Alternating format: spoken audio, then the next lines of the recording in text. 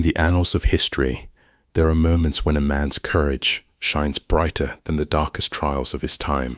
One such man was Ali ibn Abi Talib, the cousin and son-in-law of the Prophet Muhammad, the fourth Caliph of Islam, and a leader whose life was marked by sacrifice, justice, and unwavering commitment to truth. After the assassination of Uthman ibn Affan, the Ummah was shaken to its core. The blood of a caliph had been shed, and the unity of Muslims trembled like a candle in the storm. People were fearful, divided, and restless. The rebels who had killed Uthman roamed Medina, and the companions of the Prophet were torn between grief, anger, and the desperate search for stability. In this turmoil, the eyes of the people turned to one man, Ali ibn Abi Talib. Many rushed to his home, pleading with him to take the leadership. Ali hesitated. He knew that becoming caliph in such a stormy sea would not be an honor but a burden, a responsibility heavier than mountains. He said to them, "Leave me and seek someone else. I am better as a counselor than a ruler." Yet the companions insisted. They told him, "O Ali, the Ummah has no one stronger than you in faith, no one wiser than you in judgment, and no one closer to the Prophet than you." Finally, with great reluctance, Ali accepted the caliphate, not for power, nor for wealth, but to preserve the unity of Islam. He knew that if leadership was left vacant, the community would shatter into endless chaos. He ascended the role, not with pride, but with humility, saying, "Know that your allegiance to me is not hidden. If I accept, it will be only with full openness.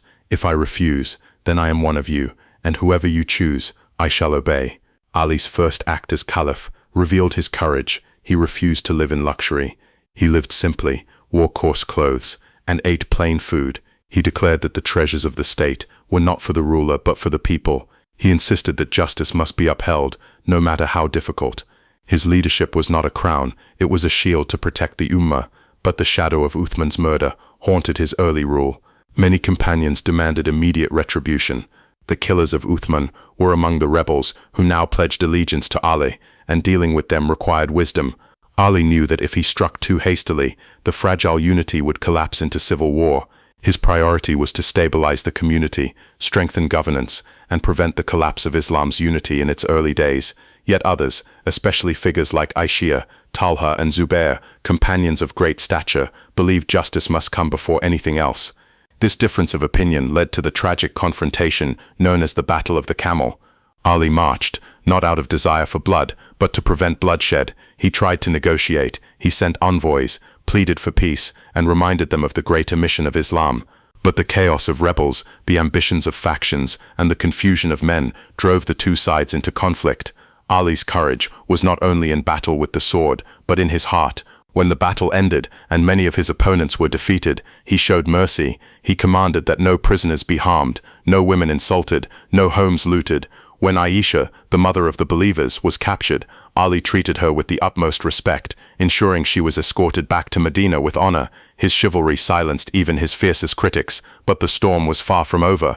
The greatest test of his leadership came with Muawiyah, the governor of Syria, who demanded justice for Uthman before pledging allegiance. Ali argued that retribution could not come until unity and stability were restored.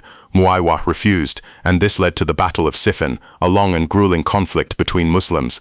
Ali's soldiers fought bravely, but when the enemy raised Qurans on their spears, calling for arbitration, Ali again showed his commitment to avoiding further bloodshed.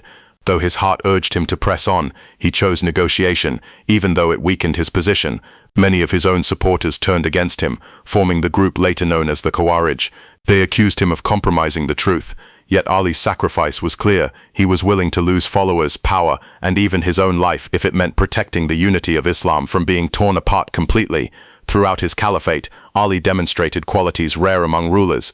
He walked among the poor without guards. He worked with his own hands. He ruled with fairness, never favoring family over justice. He once said, "Do not be a slave to others, for Allah has created you free."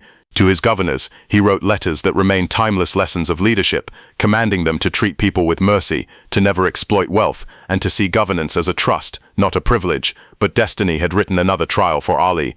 In the mosque of Kufa, during the month of Ramadan, a dagger struck him while he bowed in prayer. His assassin was from the very rebels who had once followed him, poisoned by extremism and hatred.